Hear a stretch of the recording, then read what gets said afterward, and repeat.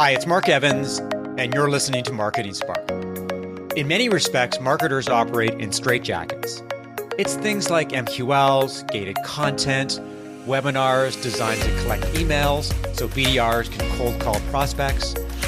Marketers use these techniques and channels because, well, everyone else uses them.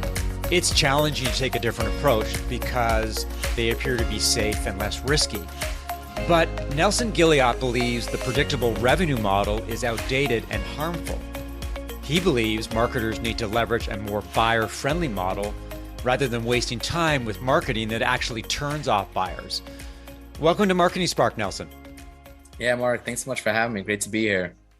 Why don't we start with an obvious question? What is the predictable revenue model, and why is it outdated and harmful? I wrote this book about 2 months ago called The Death of the SDR and the Birth of Buyer-centric Revenue, where I challenged the predictive revenue model and I introduced the buyer-centric revenue model as a better alternative. And I think you introduced the problems pretty well, where in marketing today, a lot of people are frustrated. They're having less productive and fulfilling careers because they're in this straitjacket where they're forced to do things that they don't want to do and they know they shouldn't do. And they're prevented from doing the things that they want to do and they know that works. And I think that the source of these frustrations, the source of the problems within B2B marketing, why marketers are on this, they call it the MQL hamster wheel, why they all their budget and resources kind of has to be facilitating a lot of bad marketing essentially. And, they're stuck between good marketing and bad marketing. They're stuck between old marketing and modern marketing, and they're kind of in two worlds. And I think the root source of that bad marketing and the old marketing is the predictable revenue model. And that's what marketers need to sort of liberate themselves from, as well as sellers. They're both kind of jammed in it together. And essentially the predictable revenue model is the B2B marketing and sales playbook that most B2B companies run on to some extent. I say to some extent because they don't take it straight. They're not only just doing the predictive revenue model. Again, there's a mixture. Companies can't just run on that model today. But essentially this playbook was popularized in 2011 by Aaron Ross in his book, Predictable Revenue, but it is based on his time in the early 2000s at Salesforce. And this is sort of when the predictable revenue kind of came about in practice, was the late 90s, early 2000s. So just like keep that context in mind as we go through that today, marketers and sellers and companies are running this playbook from the late 90s, early 2000s to some extent still today, despite all the changes we know with buyer preferences and in technology and what marketing can do nowadays. And so essentially what the predictable revenue model calls for is two things. One is a marketing thing. The second is a sales thing. The marketing thing is it calls for prospecting, and it calls for prospecting to be done full time by SDRs and no longer by sales. Sales used to do it. Now and then Aaron Ross came along and said, that doesn't make any sense. Let's have SDRs do it. So that's the marketing thing. And marketing has to support SDRs, right? Essentially what the SDRs are prospecting thing, it's a marketing thing, not a sales thing. It's to generate appointments for sales. So we'll talk about that.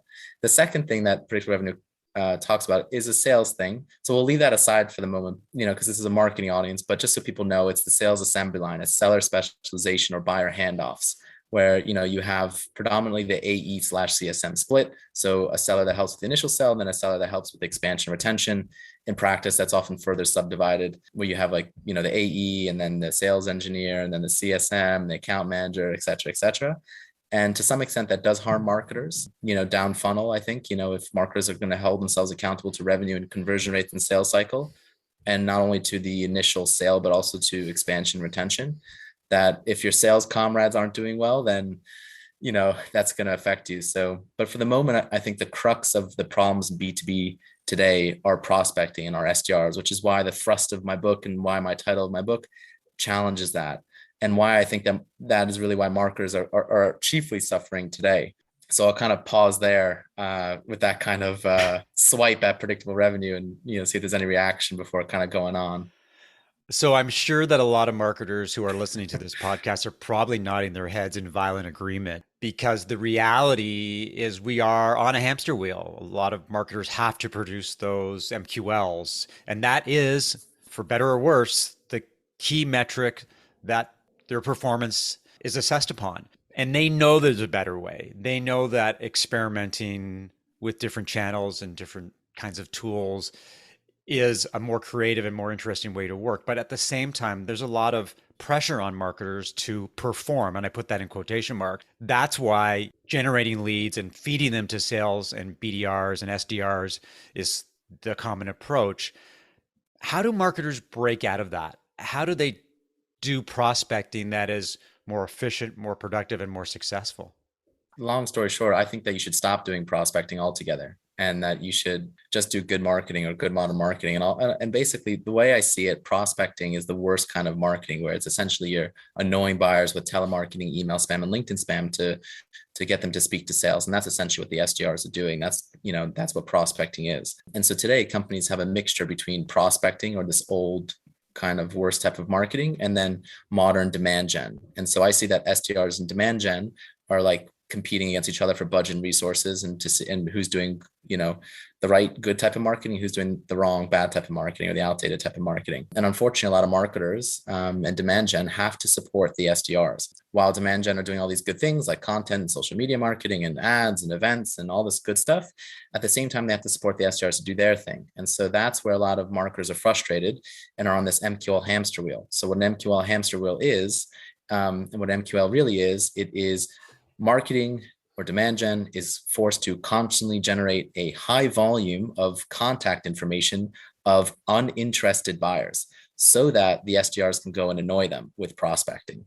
And that is why marketers have to either buy this contact information through content syndication or list purchases or whatever, or they have to gate their content, which we know is terrible, and produce crap content, a high quantity of it, just to try to get someone's email or their telephone number, or ebook downloads and whatnot. Or you're hosting events, webinars or panels or summits, just to get someone's contact information, so that then you put them into an SDR cadence, which is awful. So it's like, you're trying to like woo buyers by putting out content, only that you can then hit them over the head with an SDR sequence, so they get turned off and they tune out and they don't keep coming back for more. So it's really, really bad. And that is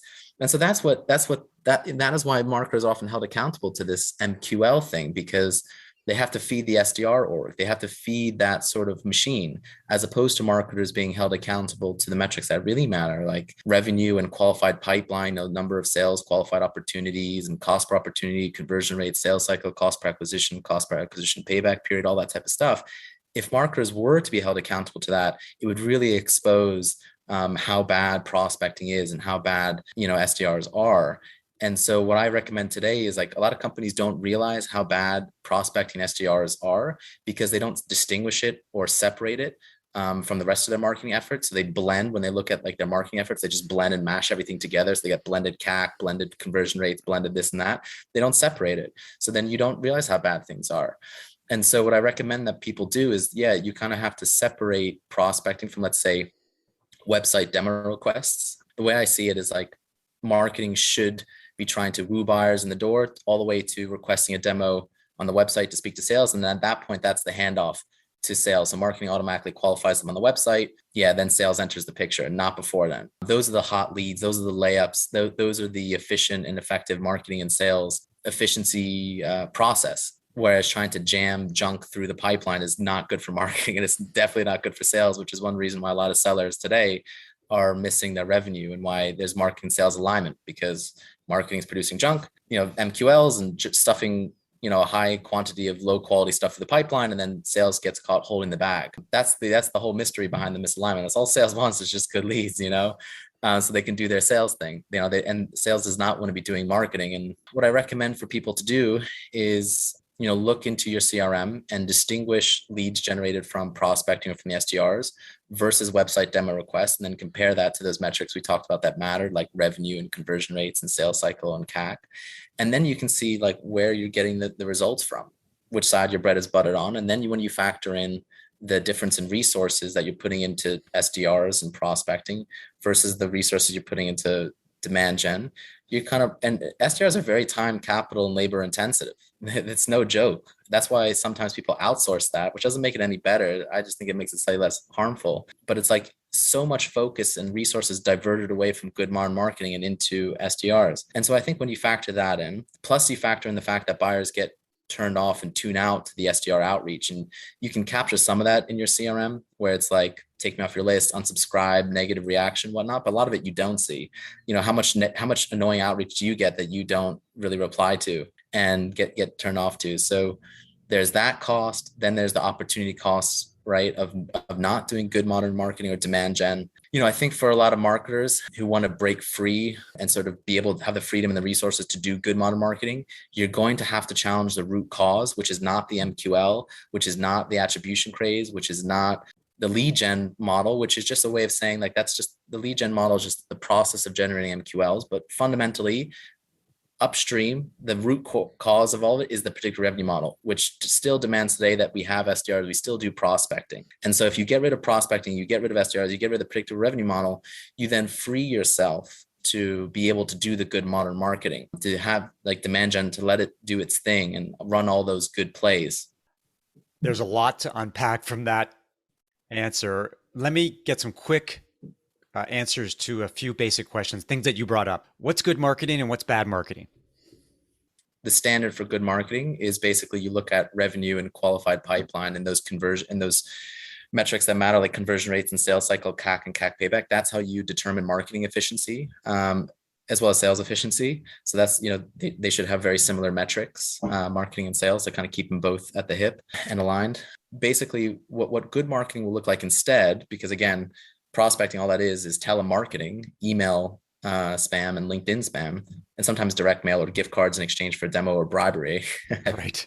I think. But what good marketing looks like nowadays, primarily, given the change in buyer preferences and technology, is essentially the big play today is really good content marketing with really good distribution. And so, whether that content is, audio, written, or visual, or some mashup of the two, it's entertaining, it's educational, it's, you're basically getting your message out there in front of your audience and then distributing that wherever your audience is, and all, whether that's LinkedIn organic, whether that's to your email list of opt-ins on, in YouTube, or you're putting paid ads behind it to distribute that content, whatever, you're getting it out there. All these social platforms that didn't exist 10 or 15 years ago. We have to keep in mind that a lot of the plays that we're able to do today didn't exist a while ago when predictive revenue was around. And so that's a big change. And so what marketers can do today, where it's like, for example, you have a podcast and then you invite your audience on, or you invite influencers on. So you're doing co-marketing, influencer marketing. You then distribute that content on social media, on LinkedIn, and then you tag people, and then you get the network effect and all that type of stuff. And you have got the podcast is a great content pillar, and then you're guest podcasting, so you're on other people's podcasts with audience that they have, doing events, and you're doing summits and roundtables and panels and fireside chats and whatnot. You're bringing in speakers and influencers, or you're co-creating this type of content. Maybe you have live audience and Q&A, so you're getting the folks that you want involved. Maybe you're kind of creating a little community where people keep coming back for more and more content, your expertise, your thought leadership, and they like you. They like you're also, some of your content is humorous or whatever. And it helps them to level up in their profession. That's how they become aware of you. That's how they then consider you. They'll check you out. They'll look at your company. They'll come to your website. They'll have a play around. Recently I had no idea what metadata.io was, but they had a summit called Demand recently. Didn't know what they did. And then I attended the summit, really enjoyed it. They had a bunch of good talks. And then I checked out their website and I was like, oh, okay, I got you. So now I know what you do. And if I ever have that need, I'll come to you. And I'm not going to check out your competitors. I really like you guys. And I keep seeing your content. Mm-hmm. I get your ads on Facebook or on LinkedIn. And I've attended your event. And I like your stuff on LinkedIn organic. And so that's how basically B2B buyers will talk to. And maybe I'll talk to a few people about metadata.io in my network. It's stuff like that is what marketing can do. And also the website is a 24/7 seller that marketing owns. So it's like buyers want to do their own research. They want to basically carry themselves pretty far along their buying journey. And maybe at the end, that's when they want to speak to sales if they need to. Sometimes they just hit the buy button or whatever. But if they need sales help, then they ask for sales help. And then that's where marketing comes in on the website. And then it can say, hey, you want to speak to sales? Yep. But just answer these few qualifying questions. Great. On the website, here you go. Here's the seller's calendar. And that all that information that the buyer needs is on the website. So you put the demo recording, you put the pricing, or at least ballpark pricing, you put the FAQ, like all that type of stuff. You just put out there on the website, because sometimes the buyer isn't ready to kind of go through the whole song and dance with sales, but they just want that information. So as long as you make that accessible on the website and help educate the buyer, almost like in B2C, where marketing is responsible for the entire buyer's journey, is how marketers need to kind of sort of work today, where it's like, yes, we have sales and we support sales, but we also need to like give the buyer as much information as that they need. So once, if and when they do need sales, they're like pretty far along and it's a slam dunk. So the other question I wanted to ask you is the impact on marketing and marketers when companies do things like gated content or webinars and people do provide their email addresses.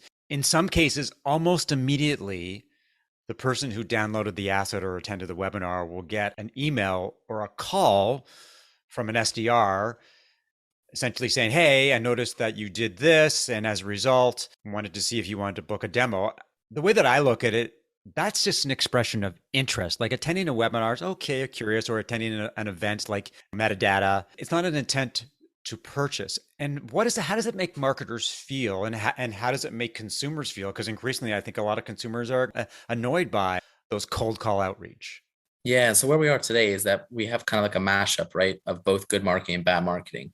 And so where the SDRs or the prospecting often comes in today is that marketing will do all this stuff to butter up and warm up prospects and put out this good content. And then you kind of let the dogs loose or something like that. And you kind of stick the SDRs on them to annoy these buyers.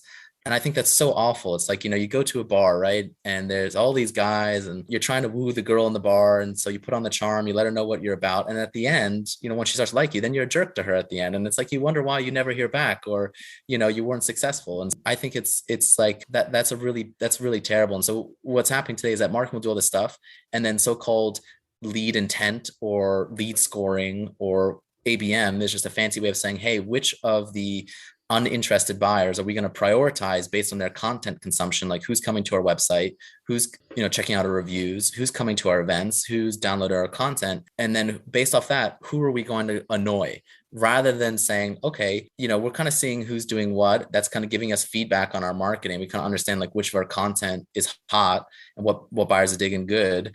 Letting these buyers continue to come back from our content, continue to provide value. They'll eventually come and hit that, if they want to speak to sales, they will request to speak to sales and maybe they'll share with other people. You're not turning them off and you're not trying to force them prematurely. And the thing is like prematurely into a buying cycle when they're not interested in buying, because not only will you turn them off and they'll tune out and they'll stop consuming your content and they'll say, this is just a thinly veiled sales pitch. It's also, even if you've managed to finagle them into a meeting, you're wasting sales' time because this person isn't in a buying cycle. They're just like, you just pressured them, they'll just kick the tires a little bit, or they didn't know how to say no to the SDR. And so you basically then give sales junk. And that, it's like, this person isn't actually interested in buying at all. They just wanted a demo, which they probably could have just got or they should have just got on the website if they just wanted a demo. Yeah, I would say this kind of practice where it's so counterproductive and it's a shame because you're doing all this hard, good work, marketers, only for the SDRs to come in and kind of ruin it at the end. And not to mention, it's like the SDRs are really expensive to support them and to hire them and to train them, to coach them, tools. And it's just, and they turn over a lot and there's a cost of that. And like, so one of the things I recommend to kind of where people can kind of go from here, ultimately, I think that SDR should be repurposed into other marketing activities that are more productive and fulfilling. And so I would transition your SDRs to kind of be like entry-level general marketing generalists that help with like content marketing and social media and demand gen or product marketing, or ops and stuff like that. Like just have them do other marketing tasks. And that's kind of essentially how I recommend that people transition, because I don't recommend that you let them go overnight. That is a waste. You've got talent, you've got really good talent. You just need to unlock that talent and get more productive use out of them. And so just have them do better marketing. And there's a process that I kind of outlined to people to kind of go from A to B and to help with that transition. To run with your bar analogy, it's like meeting someone at a bar. You say hello, they say hello back, and then you say, hey, do you want to get married? That's kind of the way it is these days, kind of the way it feels. Let's shift gears and talk about the buyer-centric revenue model. I'm really curious about why is it better? How is it different?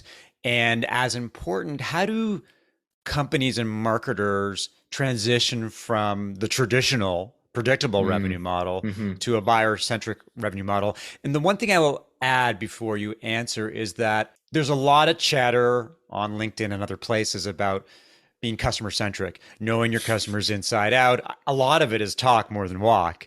A lot of marketers say, hey, it's important to know your customers, but then they never talk to them or even listen to sales calls. So I will add that. But just to circle back, so what is the buyer-centric model and how do you get started with it? How do you make it happen? So the buyer-centric revenue model basically sunsets prospecting in favor of demand gen or just proper good modern marketing. And so you sunset SDRs and you sunset prospecting. And then it also sunsets the buyer handoffs or seller specialization or sales assembly line, all those subdivision of sales where you have stunted sellers, and then this awful, ring around the rosy for buyers and bloated sales orgs in favor of a one-to-one buyer-seller relationship where a seller is a full and complete seller and has full ownership over the buyer relationship and can loop in internal folks as and when needed, whether it's like technical folks to help with expertise or someone from implementation to customize the product. But fundamentally, there's one seller for one relationship. And that's what sales is all about, building relationships. So you'll have a more efficacious seller, you'll have a happier buyer, and you'll have a leaner sales org. There's two other things I talk about in my book that's related to the buyer-centric revenue that affects sales more. But again, I think if marketing and sales are going to be at the hip and both be successful, if your sales team is suffering, you're going to suffer.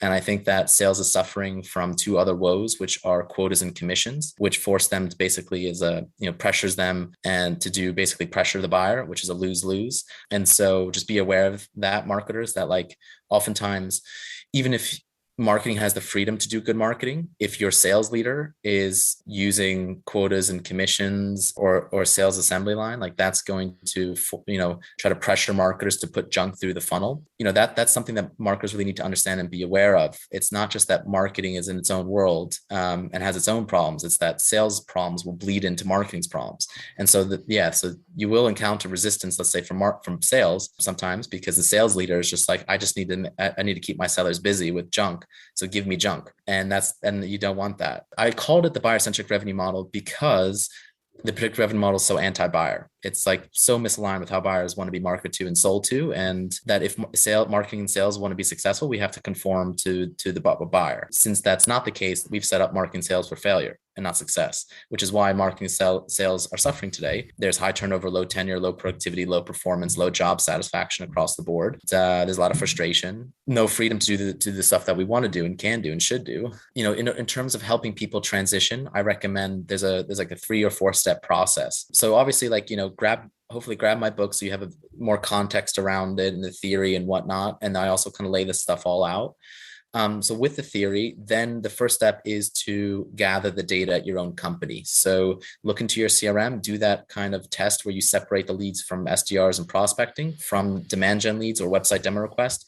Look to revenue and those conversion rates and sales cycle, all those metrics that matter. First calculate that, then calculate the resources that go into SDRs versus the resources that go into demand gen.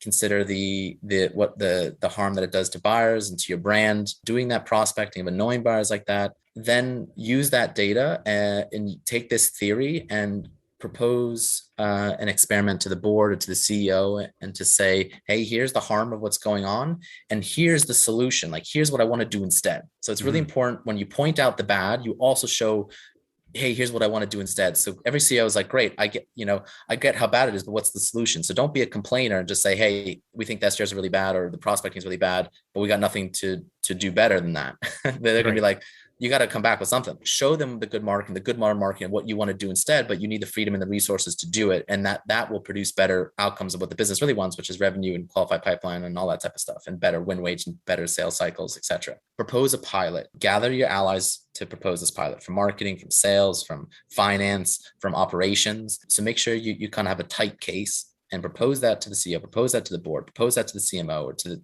whoever you're reporting into. Propose a 2-step experiment. And the first step is to automate demo request qualification and demo scheduling right on the website. So rather than having an SDR manually qualify buyers, and then do this whole ring around the rosy. And again, these are people who are knocking on the door. So you got people who are knocking on the door saying, hey, I want to speak to sales. And then you don't answer that for a while and you give them an awful experience. And then you wonder why they never make it into the house and stay as a customer. And there's a lot of stats out there. It's like 70% of those buyers, if they have an SDR manually qualifying them, never actually make it to sales. So it's like, this is the high intent, like bottom, like juicy stuff. So this is a great win, guys. So like automate that on the website. You can easily do on the website. So propose that as the first experiment. and then meanwhile repurpose those SDRs who are doing that to whatever extent they were to other productive marketing activities. They'll be thrilled because that's the more like SDRs do not want to be SDRs. They hate it. They can't wait to escape. They would be so thrilled to do that. In addition, give them quota relief. In other words, pay them the full amount that they're supposed to get paid, their OTE, and give them quota relief, and just say, hey, this is an experiment. We're going to run this, and then run this for maybe a few, like 1, 2, 3 sales cycles, so that you can then see the results and track it over time. Do that. So whether that's 3, 6, 9 months, whatever, and then boom, okay, great. You'll see. We're going to automate that. That's the low hanging fruit. And now we've repurposed SDRs to do good marketing. So now they're helping out with good marketing. They're doing more content. They're doing more demand gen. They're doing more social product marketing, whatever, helping out with events, helping out with ads, the paid ads on, all the different channels that you can do to get your message out there, whatever. The second part of that experiment is to gradually reduce their prospecting outreach. So gradually reduce their telemarketing, their email spam, and the LinkedIn spam by 25% increments. So if you're supposed to make 100 calls a day, which is kind of typical, have them make 75 calls a day. And then meanwhile, gradually repurpose them to other marketing activities and then give them quota relief. Again, they'll be thrilled. And then you're helping to do more good marketing and reducing the harm of the bad marketing. And then do this for a few sales cycles, and then continue to do that until you no longer until you fully sunset prospecting in favor of good, proper, modern marketing. And you'll see the revenue will go up, your conversion rates will improve, your sales cycles will improve, all those metrics, your cost per acquisition will improve. And then, there you go. The proof is in the pudding. And then you kind of have proven, that ought to be done. And meanwhile, you rescue your SDRs, you really help them find more productive, fulfilling careers, which again, they're trying to do as soon as possible. You're just accelerating that. And now you've liberated yourself to have the freedom and the resources to do the good marketing, to get off the MQL hamster wheel, to only produce website demo requests that you automatically qualify, to be able to do the content plays that you want to do in the podcast and the thought leadership and LinkedIn organic and the paid ads and all the different channels and the events and all this type of stuff. And you can do more creative marketing. So a lot of marketers can't be creative. You can't do the arts and crafts stuff or do the humor stuff. You can't do all the stuff that really sets you apart because you don't have time for any of that, because you're just supposed to kind of be on this MQL hamster wheel. So like, how the hell can you be creative and stand out when you're just having to produce like enough contact information for the SDRs to annoy? I think that's the sort of ideal that you should be striving for. And that's sort of why it's worth fighting for, and why it's worth challenging the predictable revenue model and presenting a different model and trying to test that out and experiment at your own company with it. Now, if your CEO is not about it, if they're just not down for it, then that should tell you something. Like you can continue to struggle at a company and face an uphill battle and constantly fight to do good marketing, or find folks who are game and who are willing, find companies who are down for you to have the freedom to do good marketing. And those will be the companies that win.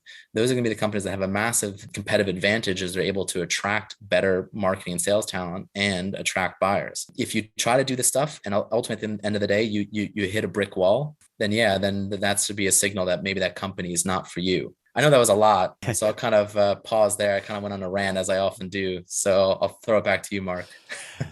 The other question that I wanted to ask you is alignment between marketing and sales.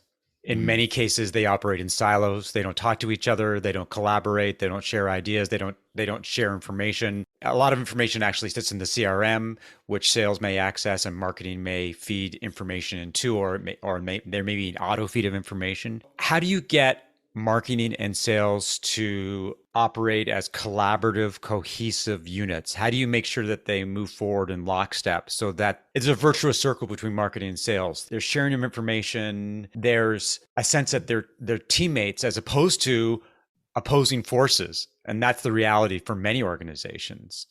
How does that happen? How do marketing and sales align so that 1 + 1 = 3? Yeah. So basically once a year, you just go bowling together and it solves everything. That's it. No. Yeah. So the answer to that really is, again, in the model, and the predictive revenue model misaligns marketing with sales, because again, it KPIs, or I would say it, quote unquote, key performance indicator for marketing is producing junk contact information for the SDRs to go and annoy, and then sales is revenue and everything else. And so there's that natural misalignment. In the buyer-centric revenue model, marketing and sales both have the same goals and KPIs, which is revenue and qualified pipeline, sales opportunities, cost per opportunities, sales cycle, conversion rates, CAC payback. So then you're both joined at the same hip. You're both aligned on the same metrics and the same goals. that's the key right there. And then it's marketing having the freedom and the resources to do good marketing and drive website demo requests to sales, because sales does not want to do bad manual marketing. They do not want to do prospecting. They don't want to go out and chase buyers. They want to help buyers who want their help to evaluate, purchase, implement, be successful, buy more, and renew. So keep in mind, folks, that like prospecting is something that sales used to do way back in the day, where marketing was unable to connect with buyers. And so they had the salespeople basically be like field marketers and go knock on doors. And then eventually that door knocking became telemarketing. That telemarketing was door knocking 2.0. And then that's kind of where sales would do this kind of bad manual marketing stuff. And today, that is no longer the case. And so you can liberate sales also from having to do this prospecting, bad manual marketing drudgery, which is what, by the way, I know I've been knocking predictable revenue model, but just to give predictable revenue model credit where credit is due, they liberated sales from having to do that in addition to the sales job. And so they created the SDRs, which is essentially the marketing function, to do that full time, even though aspiring sellers, anyone who wants to get into sales kind of got stuck into that. So anyone who wants to do sales today has to kind of go through this year of hell and misery, which is still kind of screws over sales. And one of the reasons why sales is still denigrated and sales is very undesirable, I think, today in B2B. Sorry, I kind of lost my train of thought there because I kind of went on a tangent. Maybe you can reorient me. Just in terms of making sure that marketing and sales are aligned. Oh, yeah. Yeah, thank you. So, I think that you give marketing the freedom to get those demo requests, and you give these layups, these good leads to sales of people who are actively in buying mode, more likely to buy and buy fast. That's all that sales wants. And then that's kind of where you get the trust, from your sales team to be like, yeah, marketing is producing good stuff. And marketing is great. Marketing is crushing it. Fundamentally, then everything else that kind of happens with marketing and sales is kind of like icing on the cake, where it's like, okay, you meet with your sales team regularly and you get feedback on the leads, and you're hopefully doing some attribution already to kind of know like what marketing should be doing more of. So it's like you're asking buyers, for example, on your website, how they heard about you, and you're also you maybe listen to sales calls or stuff like that, or you're doing qualitative interviews with your buyers, with your customers, your best customers and customers that just bought, or people that are speaking to sales, and people, maybe people that never heard of you, to kind of see like, hey, what's working, what's not, how do we touch up our messaging, our positioning, whatever. And then, you're kind of getting feedback from sales as to like, what are the buyers' questions? What are their reservations? What are their hesitations? Like what's kind of sales is, often talking to buyers. And so then that can inform your marketing efforts. That's the icing on the cake. That's the gravy. Like you can't fundamentally, again, it's the KPIs, it's the metrics, and it's the producing good leads for sales. Then it's like, yeah, getting feedback from sales and kind of regularly being in chats with them and things like that. And that's how you'll get marketing and sales alignment, which is so lacking today because that foundation isn't in place because of the predictive revenue model. Well, thanks for all your great insight. This was a really enjoyable and educational conversation. One final question: where can people learn more about you, what you do, and as important, your book? Can find me on LinkedIn, Nelson Gilead, and putting out content on this stuff, kind of trying to break it down into some more digestible pieces. And there's still rants, they're just rants on LinkedIn in written form. And then you can find the book on Amazon. Again, it's The Death of the SDR and the Birth of Buyer-centric Revenue. So you can see long form and more context and stuff like that. You can reach out to me if you just kind of want to chat about it. If you're sort of chewing on this and you kind of want to understand like more about the model or how to do it at your own company and stuff like that. I've also kind of soft launched a consultancy to help people who kind of want help implementing that model. So I found Buyer-centric Revenue. If you actually need like proper help kind of doing it, I can help with that. But yeah, LinkedIn, and that's where we can definitely connect, and would be happy to chat with anyone. Thanks for listening to another episode of Marketing Spark. If you enjoyed the conversation, leave a review, 5 stars, of course. Subscribe via Apple Podcasts, Spotify, or your favorite podcast app, and share via social media. To learn more how I help B2B SaaS companies as a fractional CMO, strategic advisor, and coach, send an email to mark@marketingspark.co or connect with me on LinkedIn. I'll talk to you next time.